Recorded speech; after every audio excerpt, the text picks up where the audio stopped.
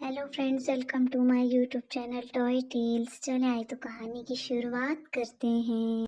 ये है मामूली से किसान नंदू का घर है जो कि मिट्टी का बना है। यहाँ पे नंदू आराम कर रहा है अपनी पत्नी लक्ष्मी के साथ और अपने बेटे राजू के साथ। और कुछ इस तरह का घर है नंदू का। और ये नंदू की बकरी और ऊँट है। और सुबह का वक्त है और चारा उनका खत्म हो गया है और नंदू उन्हें चारा भी देगा। और ये उनके घर में झूला है और ये उनके घर में कुआं है और कुछ मिट्टी का इस तरह का घर है नंदू का। चले आए तो नंदू की पत्नी की रसोई दिखाते हैं आप लोग को।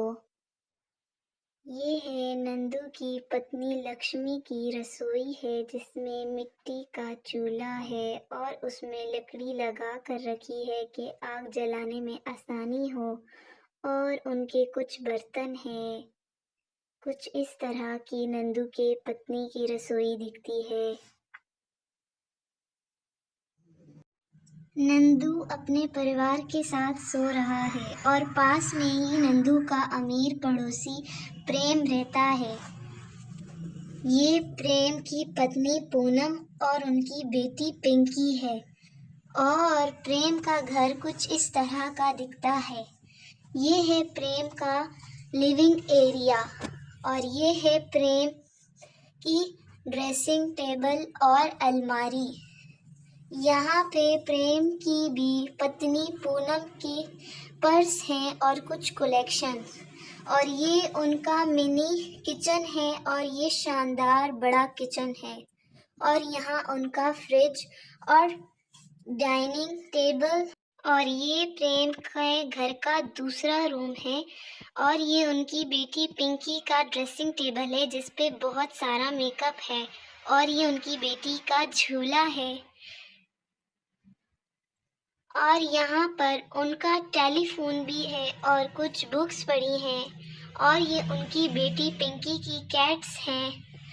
तो प्रेम का घर कुछ इस तरह का दिखता है जो कि बहुत ही शानदार और खूबसूरत होता है नंदू के घर से।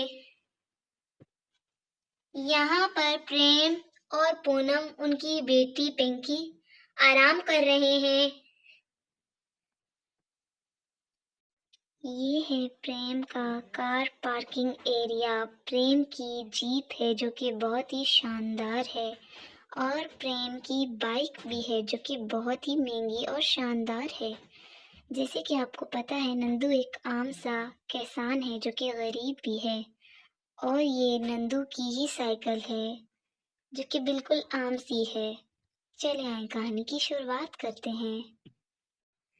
मैं मैं मैं यहाँ पर नंदू की बकरी को भूख लग गई है और उसकी खुली में चारा नहीं है। और वो शोर मचा मचा के नंदू के छोटे बेटे राजू को उठा देती है जो कि वो बकरी के पास दौड़ते हुए आता। ये बकरी की आवाज आ रही है, मुझे सुनाई आ रही है। ये क्यों चिल्ला रही है बकरी? मुझे बकरी के पास जाना होगा। पापा मम्मा तो सो रहे हैं, मैं एक काम करता हूँ, खुद ही चला जाता हूँ। यहाँ पर नंदू का बेटा बकरी के पास जाता है। नंदू का बेटा काफी शरारती होता है राजू, जो कि उसके ज़हन में एक मस्ती सूझती है। मुझे पता है तुम्हारा चारा खत्म हो गया है और तुम्हें भूख लगी है, इसी वजह से तुम शोर कर रही हो, है ना प्यारी बकरी? मैं एक काम करता हूँ, इस बकरी को खोल देता हूँ और इस बकरी को पिंकी के घर में छोड़ देता हूँ जो मेरी पड़ोसन पिंकी है। राजू बकरी को लेकर जाता है अपने साथ ही पड़ोसियों के घर में, जिनके घर में बेटी पिंकी रहती है उनकी। यानी कि प्रेम की बेटी पिंकी, जो कि राजू को बिल्कुल नहीं पसंद। अब ये बकरी उनके घर में लेके जा रहा है, जो कि उसके दिमाग में ये शरारत सोचती है।